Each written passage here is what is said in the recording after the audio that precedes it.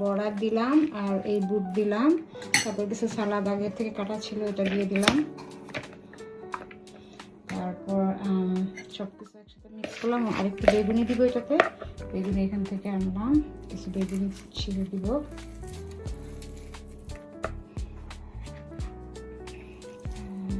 এন্ডে আমি দিয়ে দিব হচ্ছে মুড়িটা নিয়ে আসতে হবে।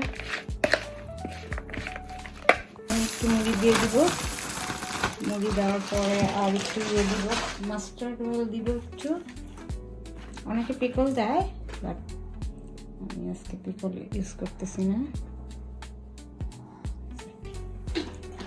কেন, তোমার পিকল কি শেষ হয়ে গেছে নাকি? না, আছে, তাই বাট আজকে ইচ্ছা করতেছে না পিকল খেতে, মাস্টার্ড অয়েল দিয়ে ভালো লাগবে।